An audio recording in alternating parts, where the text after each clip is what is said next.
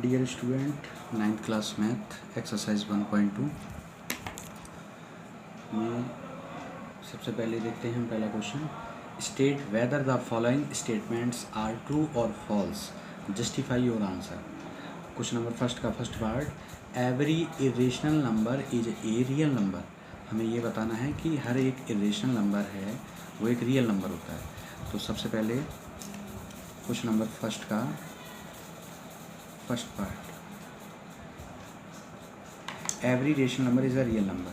तो सबसे पहले ये ट्रू और फॉल्स बताना है, तो ये हमारा ट्रू है। अब ये ट्रू क्यों है, इसका रीज़न देखते हैं। क्योंकि जो रेशनल और इरेशनल नंबर होते हैं, रेशनल और इरेशनल नंबर होते हैं स्टूडेंट्स, उन दोनों का कलेक्शन जो होता है वो पूरा उन दोनों को मिला के ही रियल नंबर बनता है। ये पूरा क्या होता है, रियल नंबर, रियल नंबर। तो यहाँ से आप देख सकते हैं कि रेशनल और इरेशनल दोनों को मिला के रियल नंबर बनते हैं। तो हर एक इरेशनल नंबर भी रियल नंबर हुआ और हर एक रेशनल नंबर भी रियल नंबर हुआ। ठीक है, तो ये क्वेश्चन में कह रहा है कि every irrational number is a real number. तो एवरी इरेशनल नंबर एक रियल नंबर होगा। तो बस, तो हम इसको क्या लिख देंगे, हम लिखेंगे इसको कि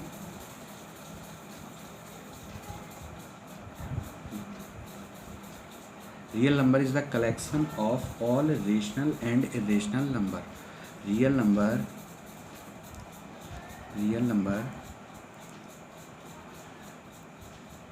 is the collection of all rational and irrational number।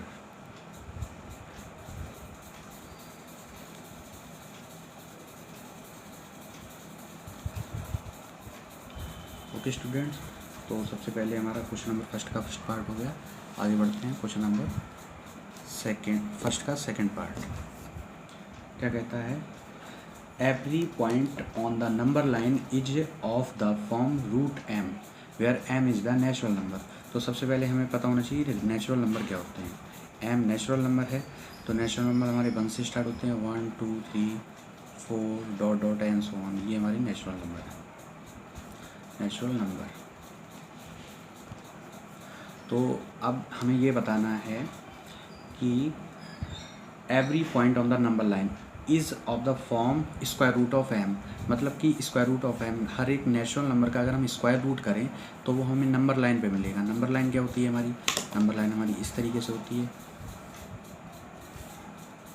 यहाँ पर बीच में 0 होता है, इधर 1 2 3, ऐसे इस साइड पे -1 -2 -3।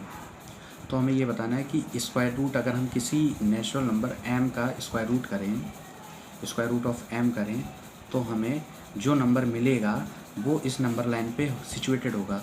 तो हमें ये एक्सप्लेन करना है। तो यहाँ पर अगर हम 2 का स्क्वायर रूट करते हैं, तो 2 का स्क्वायर रूट करने पर हमें पॉइंट में कोई भी वैल्यू मिलेगी, मान लो 1.414 मिलता है हमको।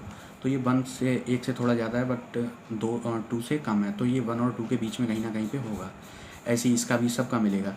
ऐसे ही हमें 3 है, अगर यहाँ पर 2 है तो स्क्वायर रूट ऑफ 4 2 हमें मिल जाएगा। ठीक है, बट अगर हम देखें इधर इस साइड देखते हैं, दूसरी डायरेक्शन 0 के इधर देखते हैं, तो हमें नेगेटिव में नंबर है। तो अगर यहाँ पर m नेगेटिव में तो आ नहीं सकता। अगर हम किसी 4 का स्क्वायर रूट करते हैं तो हमें प्लस का मिलता है, तो हमें नेगेटिव नंबर नहीं मिलते हैं। तो ये फॉल्स होगा। सबसे पहले तो ये फॉल्स हो जाएगा।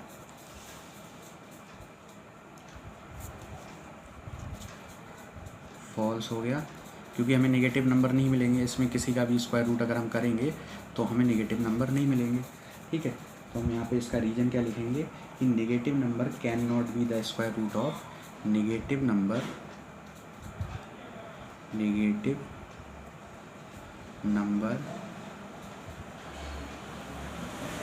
Can not be the square root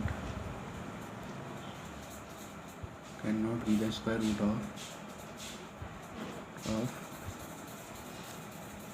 any natural number, negative number can not be the square root of any natural number, ये इसका रीजन हो गया।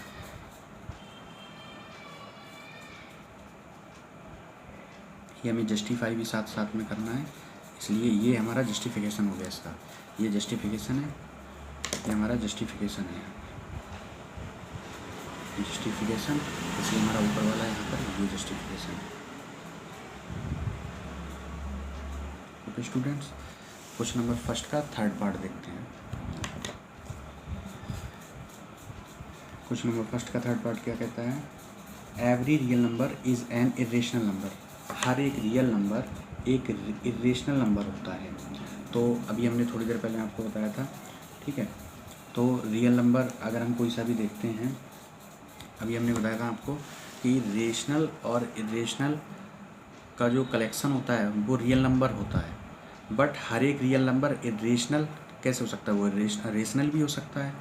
रियल नंबर कलेक्शन रेशनल और रेशनल का होता है, बस अगर इसका उल्टा करें तो रियल नंबर इरेशनल भी हो सकता है और रेशनल भी हो सकता है। तो ये सबसे पहले तो क्या हो गया? ये फॉल्स हो गया, फॉल्स, ठीक है।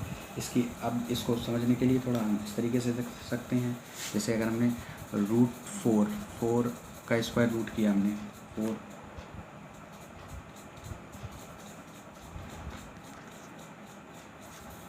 इसका अगर एग्जांपल हम देखते हैं तो हमें देखेगा, जैसे कि अगर हम 2 को लिखते हैं, 2 is a real number,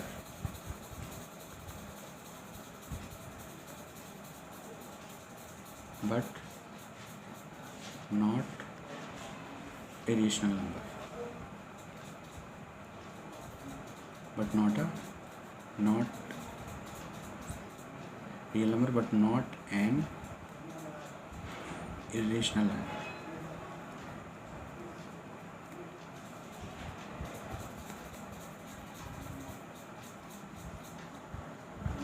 okay students, तो क्योंकि हम 2 को 2/1 p/q वाली फॉर्म में लिख सकते हैं, और क्यू यहाँ पर 0 नहीं होना चाहिए, क्यू मतलब डिनोमिनेटर, तो हमारा क्यू 0 भी नहीं है और पी और क्यू दोनों इंटीजर हैं, तो ये p/q वाली फॉर्म को सेटिस्फाई कर रहा है, इसलिए एक रियल नंबर के साथ साथ एक इरेशनल नंबर नहीं है, ये एक रेशनल नंबर है, ठीक है। तो ये हमारा क्वेश्चन नंबर फर्स्ट का थर्ड पार्ट एक फॉल्स है, ठीक है। आगे बढ़ते हैं question number 2। Question number second क्या कहता है? Are the square roots of all positive integer irrational, क्या सभी पॉजिटिव इंटीजर्स का स्क्वायर रूट एक इरेशनल नंबर होता है? इफ़ नॉट, अगर नहीं होता है तो give an example of the square root of a number that is a rational number. तो एक एग्जांपल ऐसा दीजिए जिसका अगर हम पॉजिटिव नंबर का स्क्वायर रूट करें तो वो एक रेशनल नंबर है। तो बहुत ईजी है, इसको देखते हैं। क्वेश्चन नंबर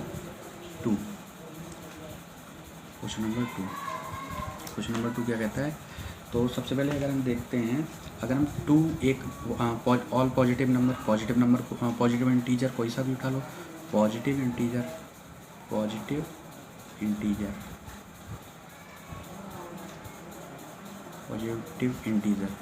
तो जितने भी होते हैं 0 भी आ जाता है हमारा, 0 ना पॉजिटिव होता है ना नेगेटिव होता है, तो इसको 0 को नहीं रखते हैं यहाँ पर। 1 2 3 4 ... एंड सो ऑन, ठीक है। तो अगर हम कोई सा भी पॉजिटिव इंटीजर उठाते हैं, जैसे लाइक एज 2, तो 2 का स्क्वायर रूट करने पर हमें 1.414 मिलता है, ... एंड सो ऑन, ये आगे ऐसे ही चलता रहता है। तो इसको हम p/q की फॉर्म में नहीं लिख सकते हैं, और ना तो यहाँ p अगर ऊपर आता है तो ये p/q की फॉर्म में लिखना चाहिए। अगर हम यहाँ लिख भी देते हैं तो p ऊपर जो हमारा है वो एक होल नंबर होना, इंटीजर होना चाहिए। p और q क्या होना चाहिए? इंटीजर होना चाहिए। तो ये एक इंटीजर भी नहीं है, ये एक इंटीजर भी नहीं है, तो हम इसको ये एक इरेशनल नंबर है, ठीक है। तो अगर अब ये तो इरेशनल हो गया, अगर हम जैसे इसको 4 उठाते हैं तो 4 का स्क्वायर रूट अगर हम करते हैं तो हमें 2 मिलेगा, जो एक रेशनल नंबर है। इसको हम 2/1 लिख सकते हैं, ये एक रेशनल नंबर है। तो ये स्टेटमेंट क्या हो गया? ये एक ऐसे ही हमारा रूट 9 हो गया। ऑल पॉजिटिव इंटीजर में 9 भी होगा, 9 का स्क्वायर रूट करेंगे तो हमें 3 मिलेगा, ये भी एक रेशनल नंबर है। तो क्या हुआ? सभी पॉजिटिव इंटीजर्स का स्क्वायर रूट हमेशा एक इरेशनल नंबर ही नहीं हो सकता, कभी कभी हो सकता है, समटाइम्स हो सकता है, बट ये पॉसिबल नहीं कि वो हमेशा ही एक इरेशनल नंबर हो। वो रेशनल भी हो सकता है, लाइक एज 2/1, 3/1। तो हम इसको क्या लिख देंगे, हैंस स्क्वायर रूट ऑफ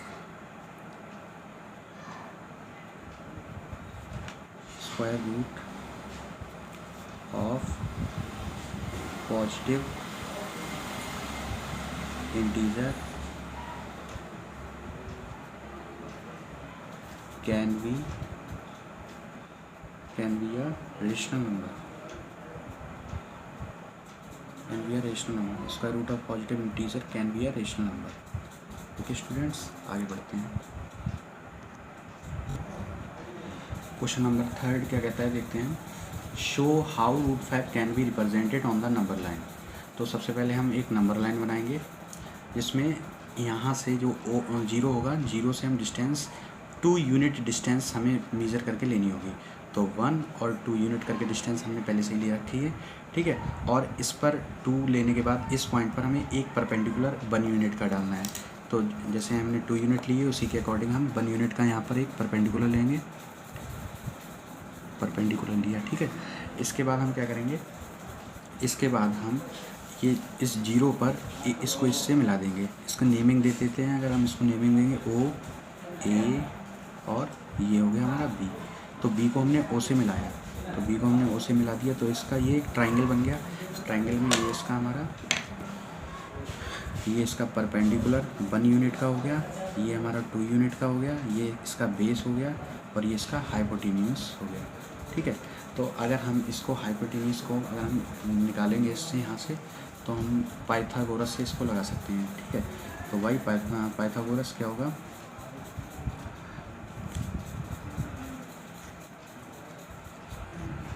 तो पाइथागोरस थ्योरम क्या कहती है, पाइथागोरस थ्योरम के अकॉर्डिंग जो हाइपोटेन्यूस का स्क्वायर होता है वो परपेंडिकुलर का स्क्वायर प्लस बेस का स्क्वायर होता है।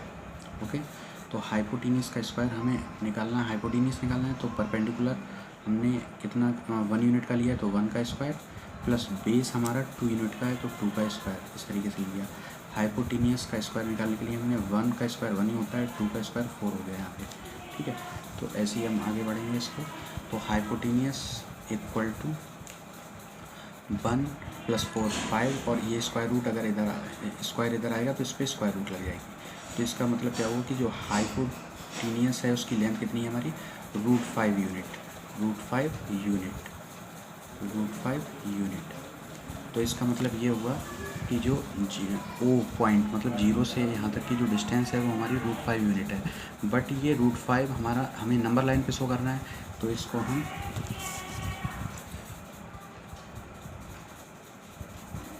डिवाइडर की हेल्प से मेजर करेंगे इसको, और इसको हम नंबर लाइन पे मार्क करेंगे। ओके, ये स्टेप्स आपको लर्न करनी है, इस पर हम मार्क कर देंगे। तो हमारा ये जो निकल के आया है ये हमारा क्या है, इसमें नंबर लाइन पे √5 मार्क हो गई है। ओके स्टूडेंट्स, समझ में आया होगा, ठीक है। इस तरीके से आगे बढ़ते हैं, हम इसको लिखेंगे, इसके बारे में किस तरीके से लिखते हैं वो देखते हैं। वी टेक, सबसे पहले जैसे हमने किया है उस ऐसे ही हम लिखते चले जाएंगे इसको, ठीक है। तो सबसे पहले हमने क्या किया था, हमने एक नंबर लाइन खींची थी, ठीक है। तो we take a length of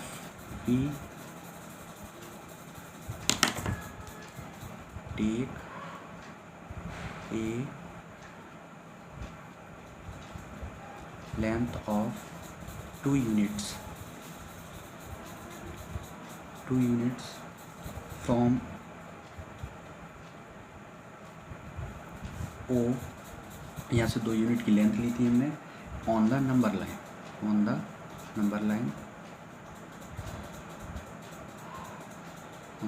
line in the positive direction,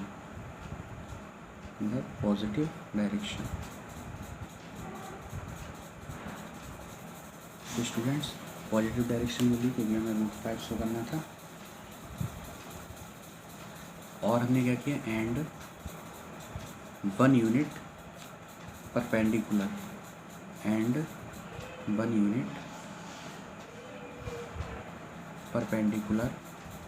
to it, ये परपेंडिकुलर का साइन है, and 1 unit perpendicular to it.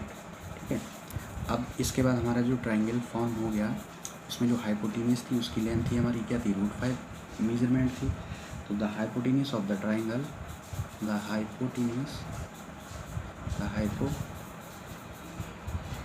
of triangle, the hypo of triangle thus formed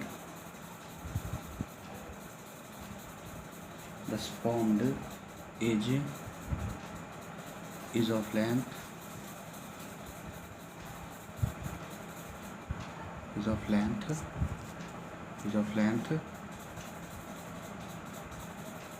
√5.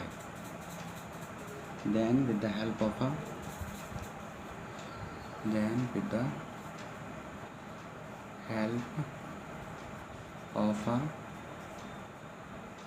divider, a length equal to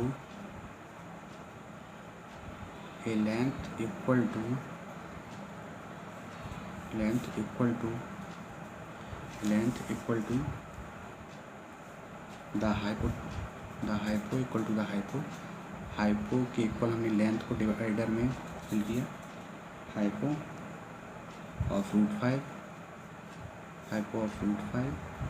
units can be cut, और इसको हमने number line पे cut करके वहीं पे इसको can be cut on the number line,